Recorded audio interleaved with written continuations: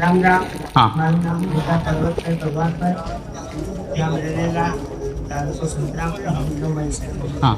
હવે બનાવ એવો હતો કે આ જે મારે ભાણેજ છે એને ઘરનાને ડિલિવરી હોસ્પિટલે સંતરામપુર ખાતે દાખલ કરેલ હતી.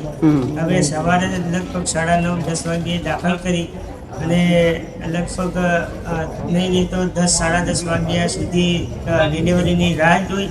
પણ ડૉક્ટરોનું કહેવું એવું હતું કે જો શરીર એક તો નબળું હતું અને નોર્મલ ડિલિવરી થઈ શકે એમ નહોતી. બરાબર. જેથી કરીને બે મા દીકરાનો જીવ જોખમમાં હતો. બરાબર. પછી મારે બેન રહેતા હતા રાધનપુર મહેસાણા સાઈડ. હા. હવે ત્યાંથી મારે ભાણેજ ત્યાં હતો.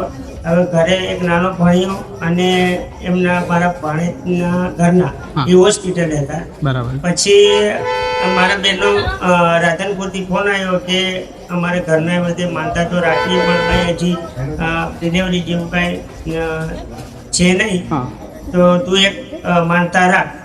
એટલે મેં મારી એટલે ભગવતીમાં ઘેર મહાકાળીની મેં માનતા રાખી કે હે ભગવતી, આ 10-15 મિનિટમાં ડિલિવરી જો થઈ જાય તો મારી હું તમને 5 કિલો પેંડા અને શ્રીફળ ચૂંદડી અગરબત્તીની માનતા પૂર્ણ કરવા આવી.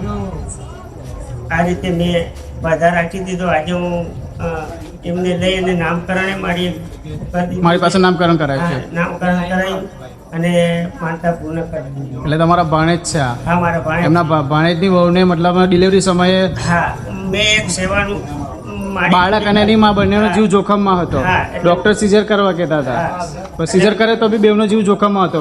બરાબર છે, કારણ કે બેનને તકલીફ હતી એટલા માટે. બરાબર. મારે અરજી કરી કે મારી આજે હું એક સેવક અરજી કરું છું કે આ મારા ભાણજાઓને ડિલિવરી સહી સલામત થઈ જાય રાજી ખુશીથી, તો મારી તમારે 5 કિલો પેંડા અને શ્રીફળ ચૂંદડી અગરબત્તીની માનતા પૂર્ણ કરવા. એટલે તમે ડેન્જર ઝોન મકાડી માની માનતા માની હતી? માનતા માનીને કેટલા સમયમાં સારું પરિણામ જોવા મળ્યું હતું?